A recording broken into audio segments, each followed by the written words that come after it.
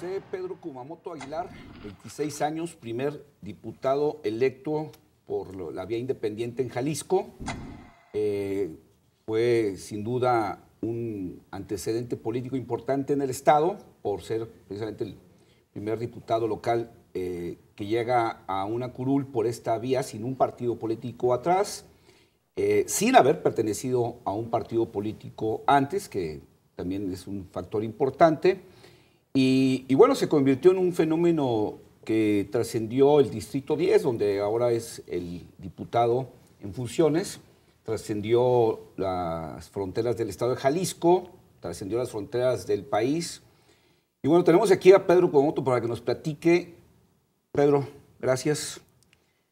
26 años, diputado independiente, apareciste en El País, apareciste en Univisión, apareciste por todos lados y pues ya has platicado mucho que te gastaste 250,000 pesos en tu campaña, que prácticamente lo hiciste con gente voluntaria, que no aceptaste más allá de 7,000 pesos por aportación. Has platicado ya mucho esto. Ahora yo quisiera que me platicaras qué ha pasado del domingo 7 de junio del año pasado que ganaste la elección a hoy. Claro. Gracias por compartir con nosotros. Gilberto, muchas gracias. Gracias a las personas que nos están viendo. Y bueno, ya estando aquí en el banquillo de los acusados, de los presuntos responsables. Bueno, de los presuntos responsables, les platico, pues digamos, cuál es la parte que me toca. A partir del 7 de junio yo creo que lo que ha sucedido son varios procesos. El proceso, por un lado, de darle seguimiento a la agenda específica, programática que nosotros planteamos. Para mí, y creo que para todas las personas... ¿Te puedo detener un poquito? Sí, claro. ¿Qué pasó en la noche?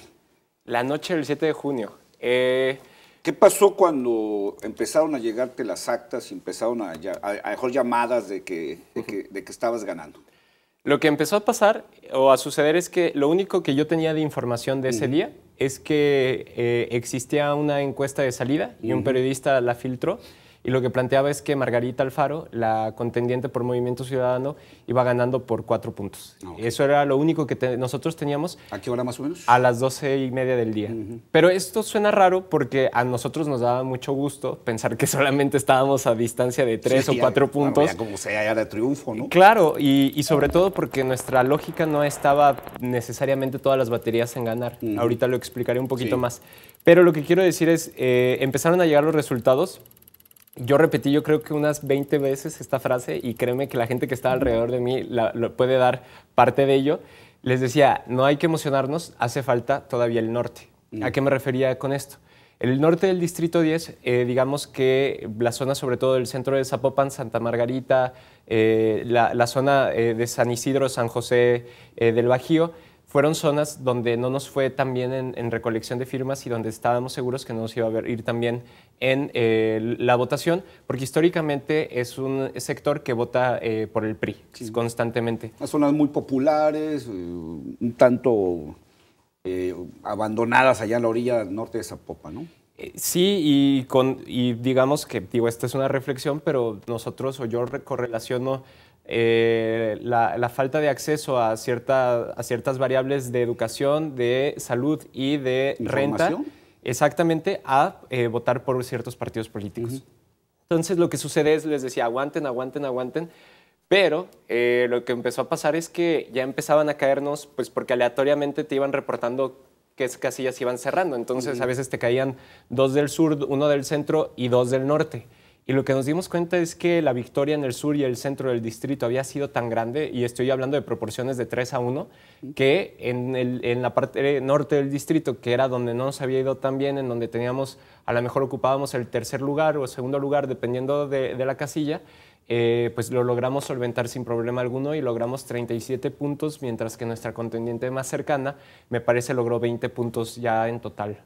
Entonces, más o menos, ¿a qué hora te diste cuenta que habías ganado? Yo creo que hacia las 10:30 de la noche ya teníamos la certidumbre de que no había marcha atrás. De hecho, también otros contendientes y personas de otros partidos políticos nos empezaron a llamar para felicitarnos. Y eso fue algo pues, impresionante, porque insisto, nosotros no hicimos ni una sola encuesta. No teníamos dinero para hacer encuestas, cuestan como 80,000 pesos. No teníamos los medios para poder presentar una de ellas. Y la verdad es que fue una sorpresa gigantesca.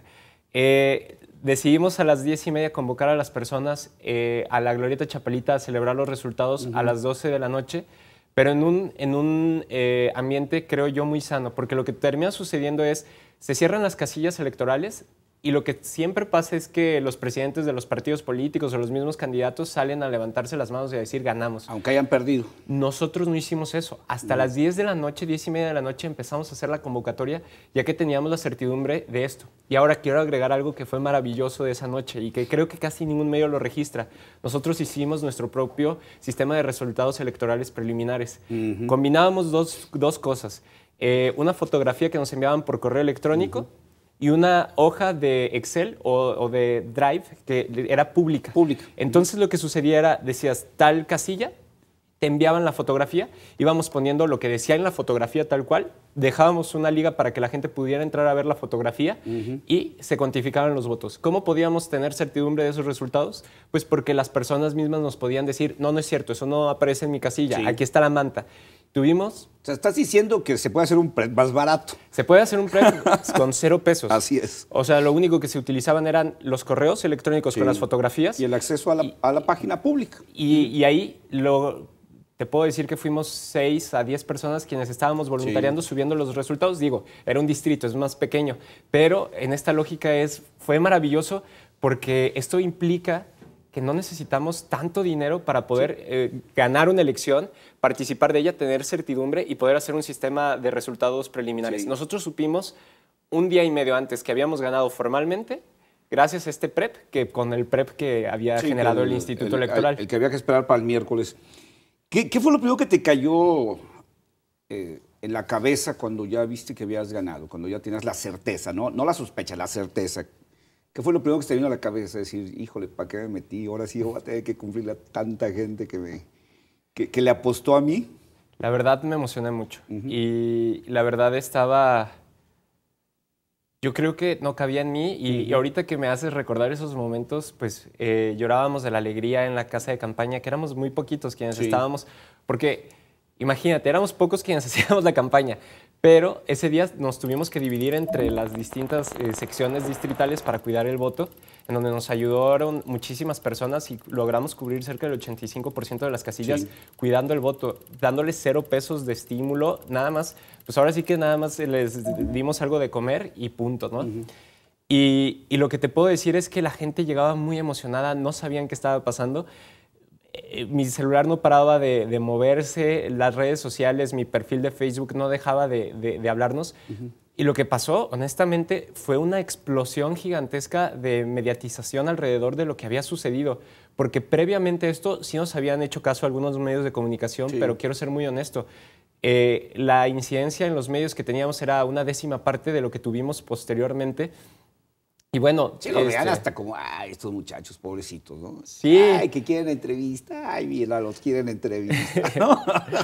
Generábamos empatía por lo, pues a lo mejor los jóvenes, lo inexperimentados, a lo mejor incluso la falta de claridad o de experiencia en algunas cosas, pero creo que eso fue algo muy valioso, porque después cuando se empezaron a generar las sospechas, seguro hay alguien detrás de él, seguro había ya cálculos, todo eso, volteas y dices, recolectábamos firmas 3 personas. O sea, a veces hasta yo solo iba a recolectar las firmas. La gente se burlaba de nosotros, nos decía que no se iba a lograr. Y ahora dices que somos un invento, por Dios, ¿no? Ahora hay todo un aparato atrás de exactamente. ¿no? Oye, pasan obviamente las siguientes horas y los siguientes días, bueno, pues te conviertes en una de las figuras políticas más atractivas para los medios, como dices, de no tener muchos espacios, de pronto te convertiste en el más asediado por los medios, pues ya pasaste por Televisa, por Azteca, por Aristegui, por Univisión, por El País, por todos lados,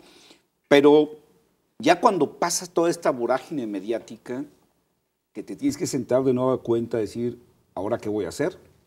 Porque ahora sí voy a ser diputado, o sea, ya pasó atrás la historia del candidato, ahora sí voy a tener que ser diputado. ¿Cómo empezó esa chamba? ¿Qué pasó luego? El trabajo empezó el 7 de junio en la noche. Y fue recopilar desde ese momento todos los programas, todas las iniciativas que habíamos hecho desde el primer día de la campaña. Es decir, identificar cuál era nuestro programa, identificar cuáles eran los momentos prudentes para sacarlo adelante y también identificar algo muy claro y que es muy importante, que eran compromisos que yo podía realizar sin la ayuda de ningún diputado y cuáles eran los compromisos que son legislativos y que necesitan ser consensuados con demás fuerzas políticas. Ejemplos muy concretos. La donación del 70% de mi sueldo, no necesito el permiso de nadie. El transparentar, que eso es algo a mi parecer revolucionario, Gilberto, el transparentar el 100% de mis votos en pleno y decir por qué estoy votando lo que estoy votando fue otro compromiso y es algo muy importante. El regresar a las colonias, desde el primer mes, ni siquiera fue un mes de descanso, fueron meses y meses intensísimos, pero el primer mes, a partir del primer mes después de haber ganado, todas las semanas he estado en alguna colonia, en algún espacio del Distrito 10 o del Estado de Jalisco. Tener esta vinculación directa con las personas, tener una oficina abierta, hacer un concurso para poder colocar a las personas que van a trabajar conmigo, todos esos compromisos, retomarlos y hacerlos parte. Lo que significaba generar leyes, pues ahorita estamos en algunos casos en el estudio de ellas, en otro caso que ya estoy muy contento, estamos ya previo a la dictaminación de ella, ya estamos digamos, en el proceso de diseño de los foros de participación ciudadana y en algunos casos todavía nos hace falta un añito o medio año para poder comprometer o terminar de hacer los compromisos que habíamos generado. Y en ese sentido, pues ir haciendo un semáforo de cuáles son las iniciativas que había prometido y cuáles llevamos, cuáles son los compromisos que había prometido y cuáles llevamos. Y así ir haciendo una lista de puntos digamos, de balances que deben de existir. Entonces, yo lo que te puedo decir es que ese trabajo es el más importante, es el único que realmente puede cambiar, creo, la forma en la que ven en la política a las personas, porque podrían decir o pueden cantar misa, pueden decir a lo mejor que el otro día le saqué la lengua a un diputado o viceversa, que me sacó la lengua un diputado a mí, pero eso no es relevante. Lo que debe trascender es el programa que se va sacando conforme a los compromisos que hicimos con la ciudadanía. Te voy a interrumpir, Pedro, porque quiero que me des un espacio de tiempo, porque quiero ahora que nos platiques. Dicen que los toros se ven diferentes desde la barrera. Y yo siempre he pensado que toda actividad pública se ve muy diferente desde afuera que cuando ya estás dentro. ¿Qué has visto de la política ahora que ya estás dentro que no habías visto desde afuera? ¿En qué te cambió? Nomás dame un poquito de tiempo para hacerlo, ¿no?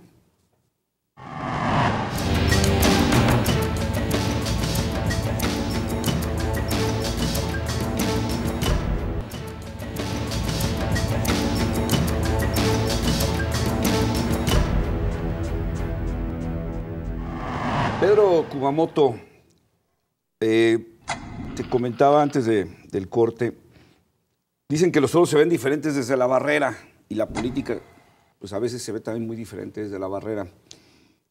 ¿Qué ha cambiado tu percepción de la política, del Congreso del Estado de Jalisco, de los políticos y de los partidos políticos ahora que tienes que convivir con esa realidad? Yo lo que te puedo decir son 3 puntos quizás. Primero, el asunto personal en la política es algo que tiene una presencia mucho mayor a lo que yo hubiera pensado. Es decir, la política en general, no solo en el Congreso, sino la política en general, se trata mucho de egos, intrigas, percepciones personales y mucho menos de programas. Y eso es algo que me entristece, me desespera y creo que debe de cambiar.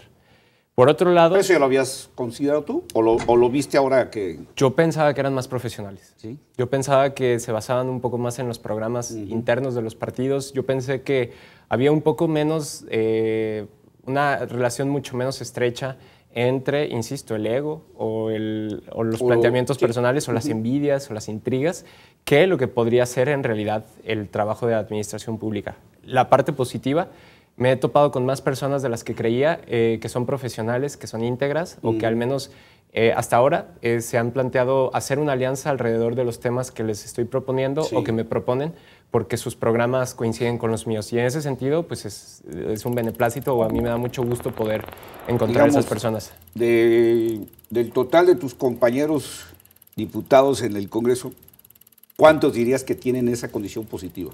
No lo sé y no me gustaría ser injusto con ellos porque no he conocido a todos, digamos, de manera detenida, pero he tenido muy buenas sorpresas con las que, sin importar partidos políticos, se ha podido impulsar ciertos puntos si se les da seguimiento. Pero también la parte negativa de esto, y también lo quiero decir con toda claridad, es que esta famosa o mal llamada disciplina de partido, que en realidad es complicidad en muchos sentidos, sí existe. Sí. Es decir, si el coordinador dice bailemos hacia la derecha, bailan hacia la derecha e incluso en contra de sus propios ideales, principios de algunos legisladores que yo respeto mucho. Entonces, es complicado.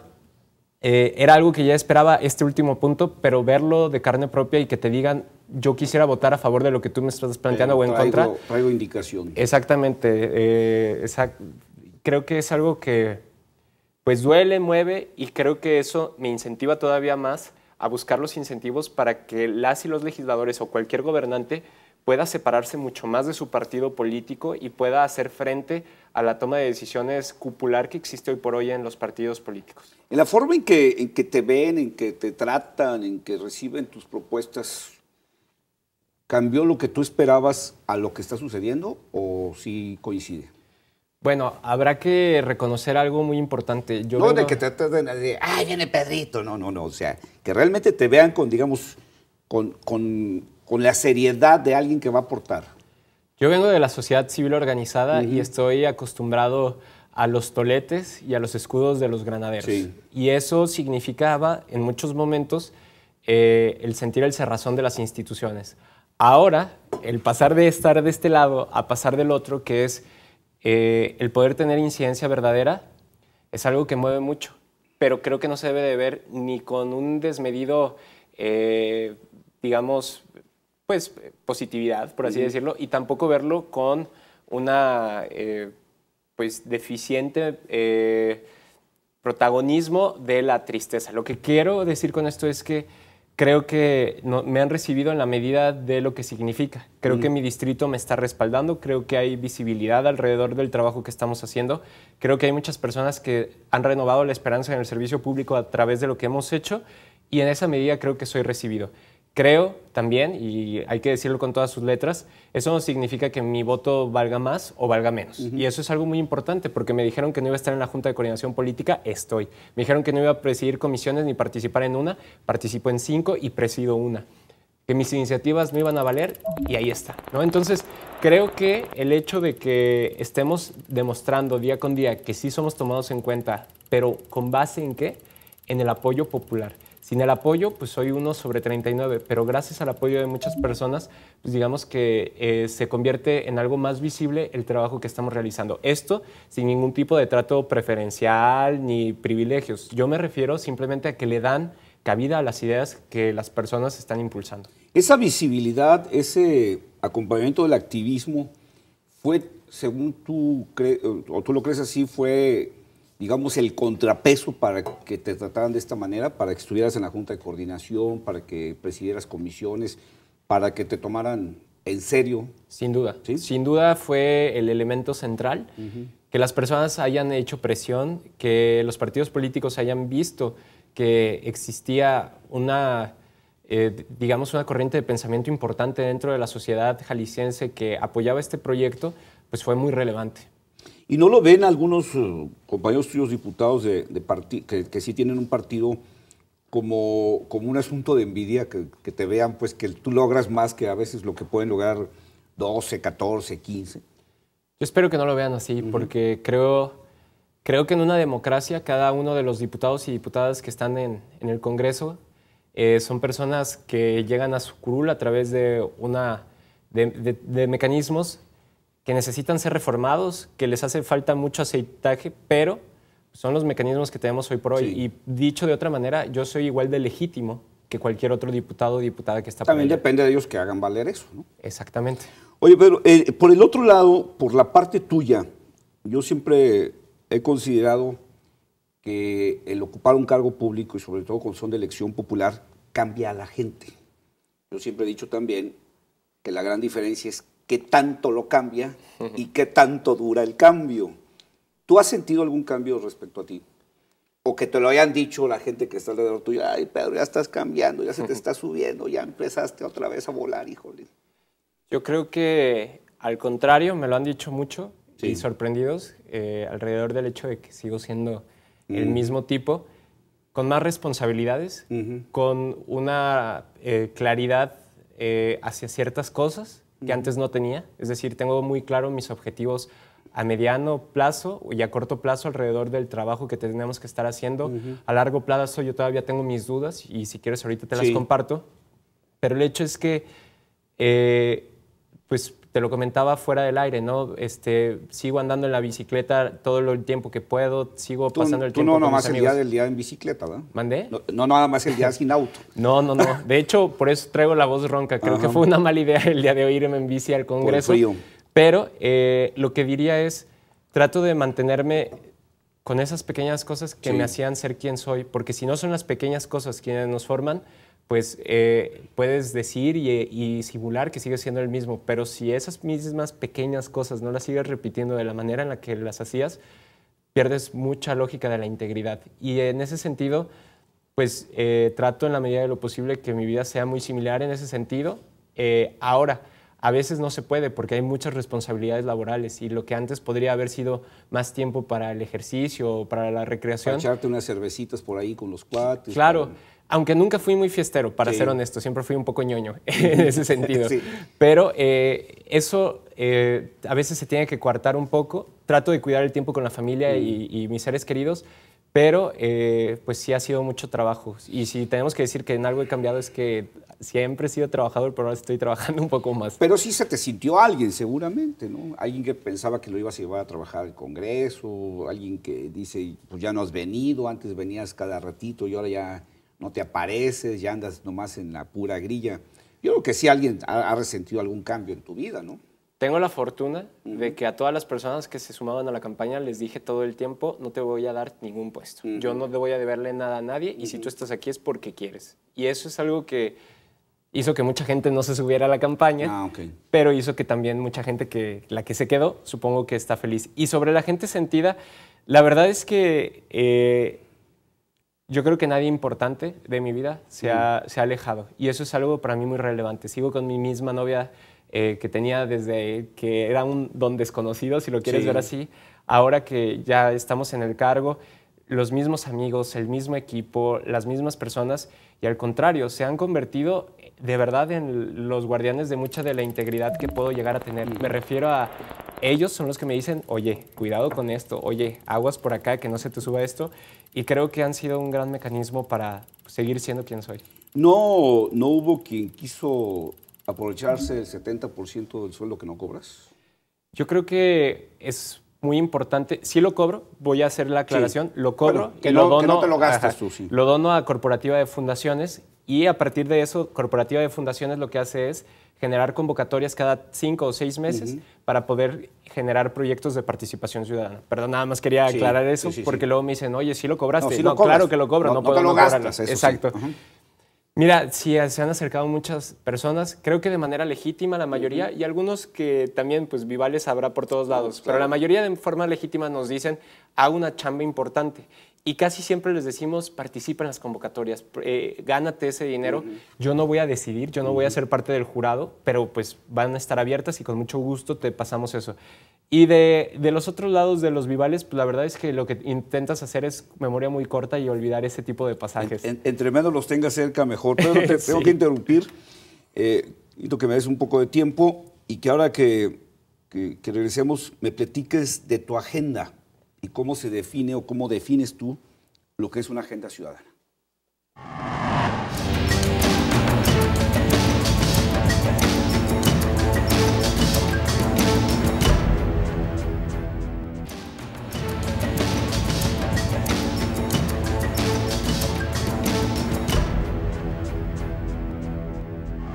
Continuamos con el diputado local independiente Pedro Kumamoto.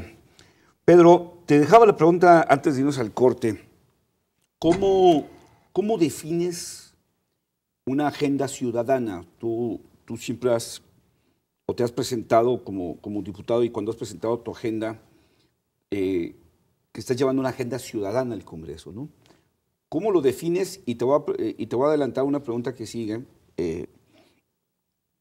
¿Cómo defines tú lo que los ciudadanos necesitan y quieren? ¿Cómo definiste cómo resolver esos problemas de lo que los ciudadanos necesitan y quieren?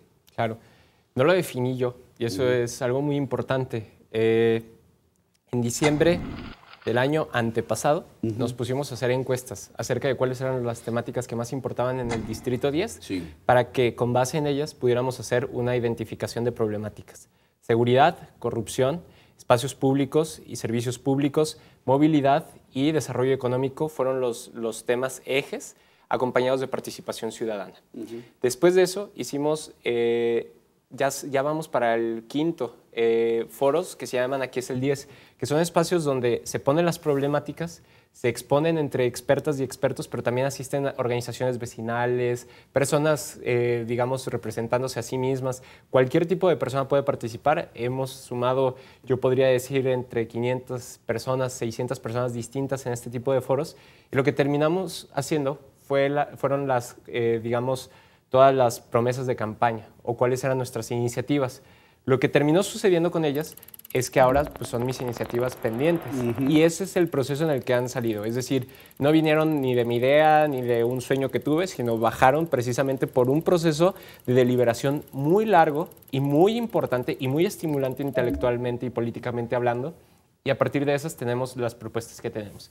¿Cuáles son estos ejes o son los ejes que estoy ocupando hoy por hoy en incluso las comisiones, ¿no? Estamos hablando de Hacienda, pues estamos hablando de dineros. Estamos hablando de movilidad, bueno, es un tema muy relevante para la zona metropolitana de Guadalajara. Hablo de cultura y específicamente el enfoque que le estamos dando en cultura es en prevención y seguridad. Digo, aparte de que yo soy, a final de cuentas, un gestor cultural y quiero apoyar ese sector. Creo que desde una visión técnica que es muy importante. Participo también en la Comisión de Igualdad de Género, que es, digo, básica para poder vivir en un ambiente en donde las mujeres no ganen menos o también tengan los mismos espacios y oportunidades que los hombres. O no las maten como lo estamos viviendo. Exactamente. Y finalmente, participación ciudadana. ¿Cuál fue la agenda de participación ciudadana? ¿Cómo le podemos quitar dinero a los partidos políticos? ¿Cómo les podemos quitar también toma de decisiones? ¿Y cómo podemos dividir la planeación y la ejecución de políticas públicas entre las personas? Esto te lo dicen, digamos, no, yo lo estoy planteando desde un lenguaje muy técnico, pero esencialmente lo que quieren decir las personas es, yo quiero definir lo que se va a invertir en mi colonia, yo quiero poder decir si se queda o se va un gobernador o un legislador, yo quiero poder definir también cuáles son las iniciativas que se están votando. Yo quiero poder señalar cuáles son los funcionarios corruptos y correrlos. Y en ese sentido es en el que ha ido mi agenda. La iniciativa 3 de 3 no es local, es federal, pero la escribimos Manuel Cloutier y yo justo después de haber ganado para poder, ¿qué hacer? Bajarle el financiamiento público a los partidos políticos, esencialmente a través de un cambio muy pequeño pero muy necesario en las leyes federales alrededor del financiamiento público.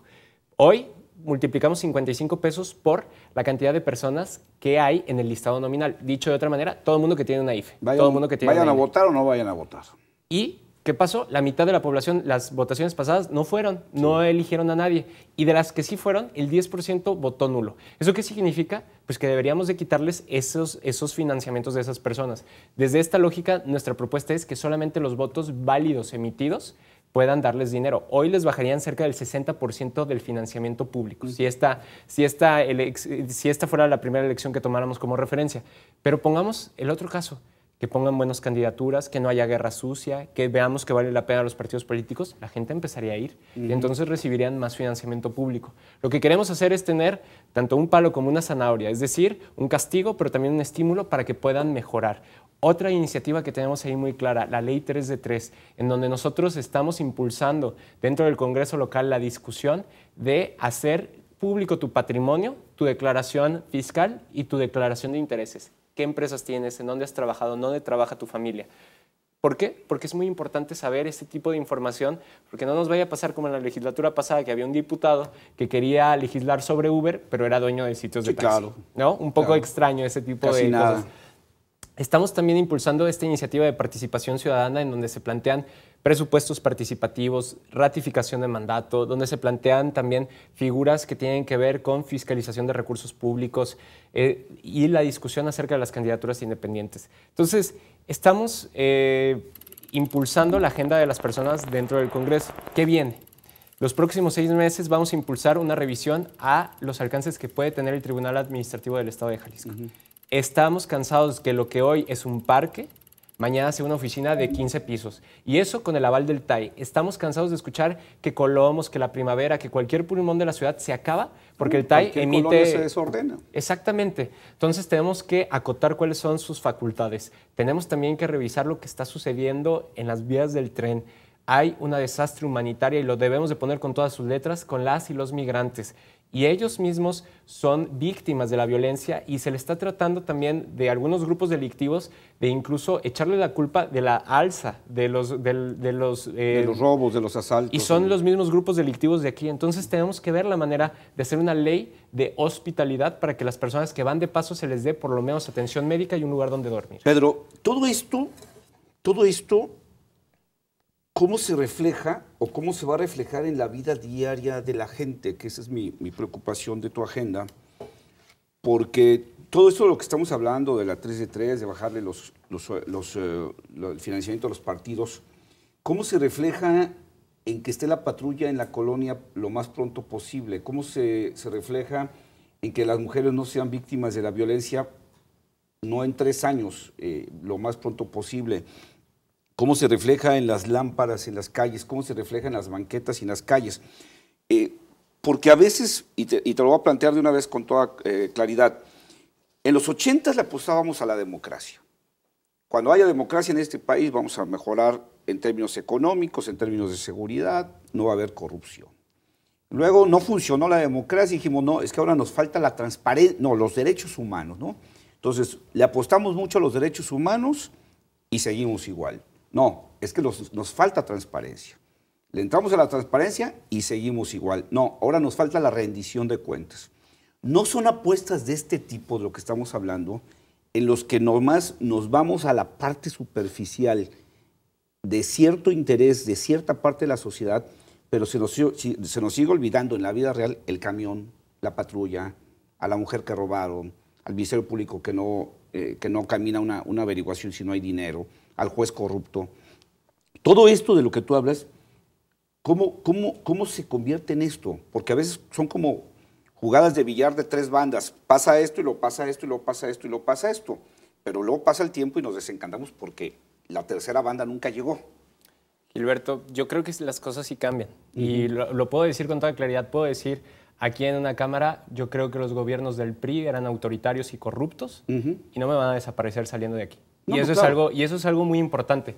Pero lo que quiero decir. Pero no por eso la gente está más segura. Claro, pero lo que quiero decir con esto es que sí hay cambios. Sí. Y lo que quiero impulsar con esto es, con toda claridad, si evitamos que exista la corrupción en los altos mandos de los partidos políticos, en los altos mandos de la toma de decisión, ¿por qué te tendrían, la persona que nos está viendo y que es comerciante, por qué aceptar que un policía le pida una mochada para pasar y dar vueltas en la patrulla? No tendría ningún incentivo. ¿Por qué?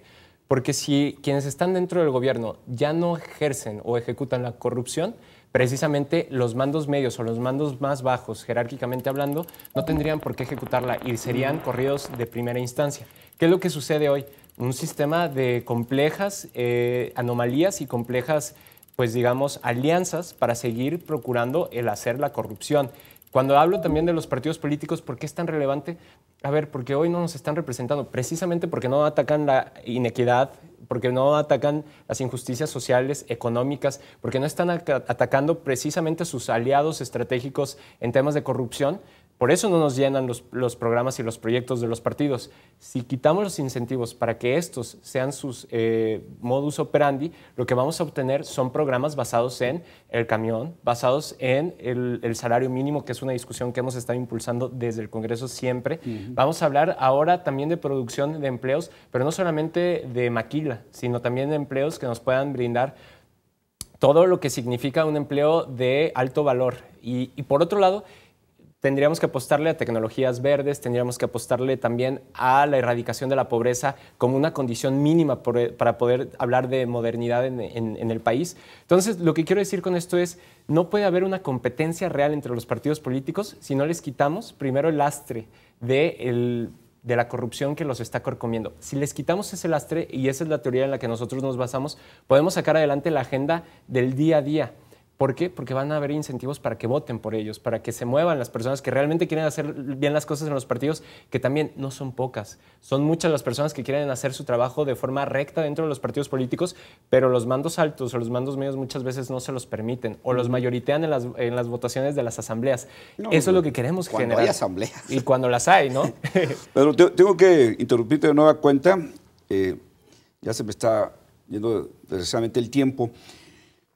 Me gustaría que ahora enseguida platicáramos sobre el futuro, no solamente del futuro de Pedro Kumamoto, del futuro del grupo que está alrededor tuyo, que te empujó, que te impulsó y que sigue trabajando en tu proyecto, pero también del futuro de la figura del candidato independiente.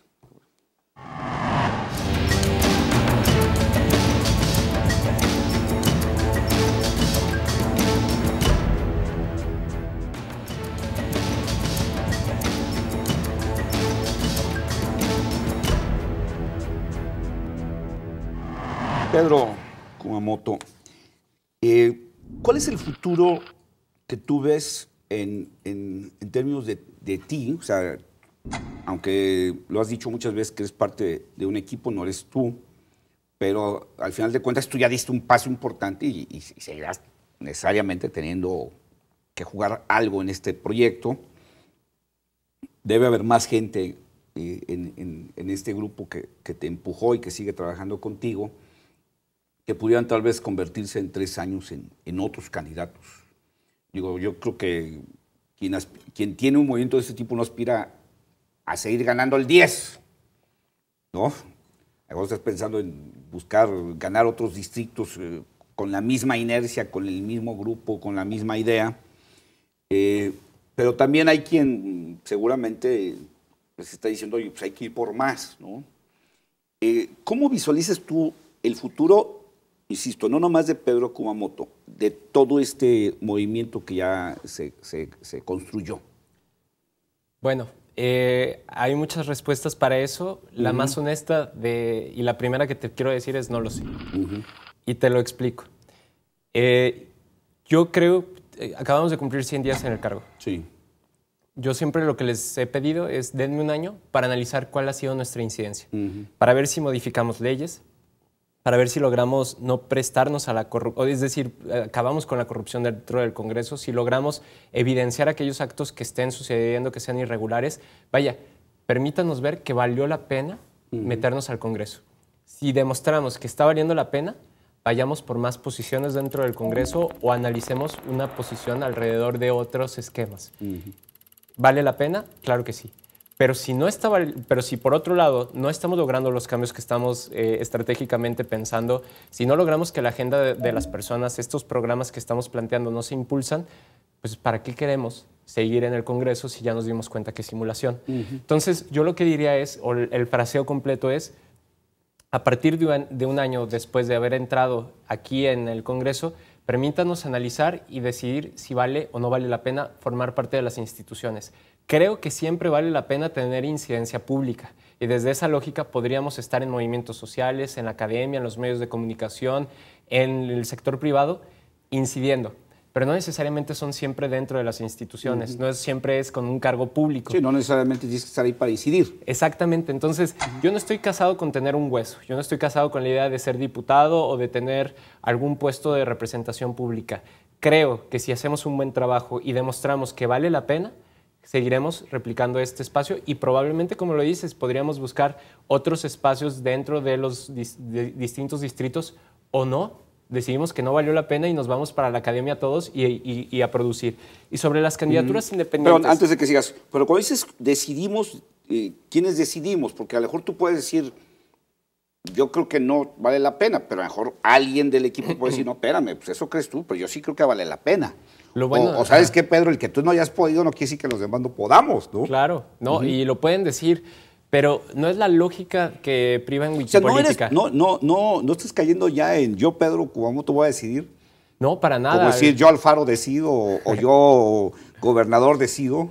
No, hombre, si vieras las asambleas de Wikipolítica, nos ponen unas arrastradas y nos dicen hacia dónde va esto. Cuando dices, no. Vamos a decidir, ¿quiénes vamos a decidir? O sea, ¿quiénes son los que van a decidir? Por lo pronto somos un pleno de 60 personas, Wikipolítica. Ese tipo de decisiones se toman por consenso y en esa lógica pues no podría ser una persona quien tomara esa decisión, como fue el participar en la candidatura independiente, pero en ese momento éramos 12 personas, ahora ya somos 60. Era más fácil tomar decisión ahí. Sí, pero no, fíjate, y lo he visto, hemos tomado decisiones muy difíciles en Wikipolítica últimamente y han sido maravillosas porque creo que todos estamos en este espíritu de generosidad política, de creatividad de las instituciones y sobre todo de imaginarnos cuál puede ser un buen panorama para poder incidir.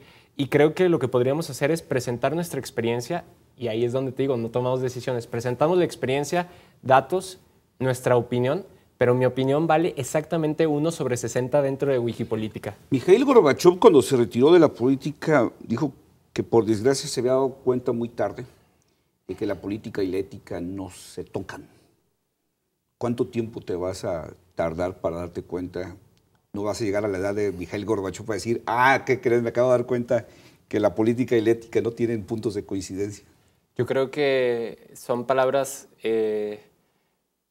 llenas de pesimismo y quizás de realidad en algún lugar y en algún momento. No es lo mismo ser el dirigente de la Unión Soviética, que se te caiga, se te desmorone, y con toda la corrupción que estaba arruinando el modelo que se había generado ahí, que ser un diputado local en donde yo te puedo decir con toda claridad que yo no he tomado ninguna decisión en contra de mi ética hasta este momento, ¿no? Entonces, yo lo que puedo decir es que creo profundamente que si me veo orillado a tomar una decisión de ese talante, pues yo me retiraría de la política.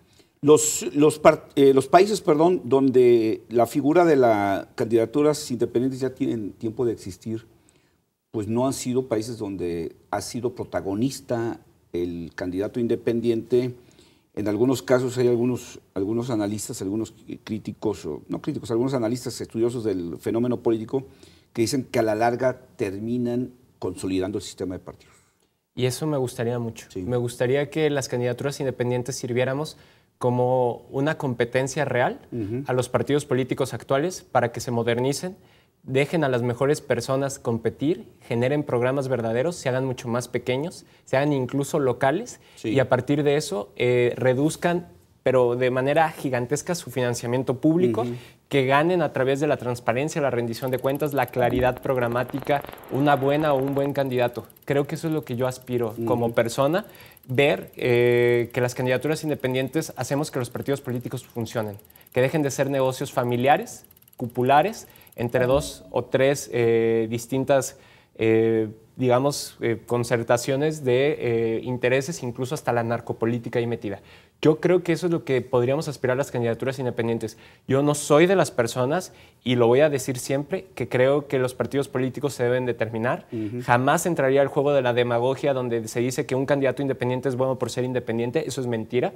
Hay sinvergüenzas. Y hay también personas que valen la pena en partidos políticos como los hay en candidaturas independientes. Tú no estás metido entonces en esto, o sea, tú no te ves en esta corriente que algunos han llamado la antipolítica, los que piensan que el objetivo es acabar con los partidos políticos y con los políticos tradicionales. O sea, tú sí ves a la figura del candidato independiente como, digamos, como un látigo para que los partidos mejoren, como un aliciente para que la clase política mejore. Se depure, para empezar, ¿no? La clase política que tenemos hoy se tiene que ir. Y es algo triste que me he dado cuenta también dentro de los aprendizajes.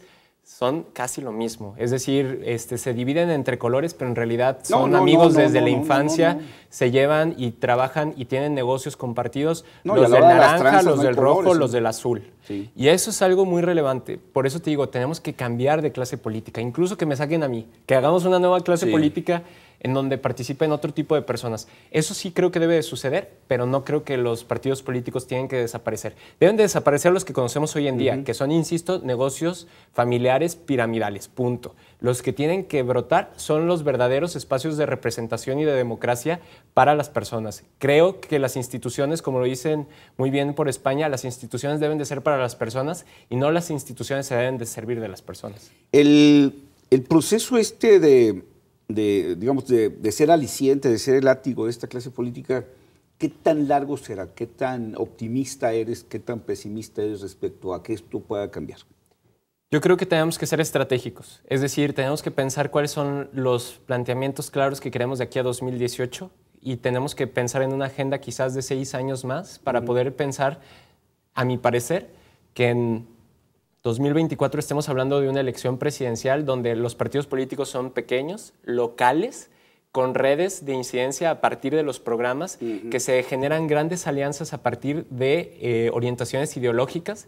Creo también que en ese momento vamos a tener campañas mucho menos costosas, no solamente por el Internet visto desde el lado de las redes sociales, sino porque el Internet facilita y permite hacer... Sí, no, pero también evidenciar quién es el candidato que está haciendo mal las cosas. Sí. Un poco lo que está sucediendo hoy en Estados Unidos. Sí, entonces como contrapeso ya, ¿no? Exactamente. Entonces, creo en eso, pero está vinculado directamente la respuesta a tu pregunta a cuándo vamos a acabar con la pobreza. Y eso es algo que me duele y me mueve mucho, porque mientras haya pobreza, no podemos aspirar a una democracia verdadera.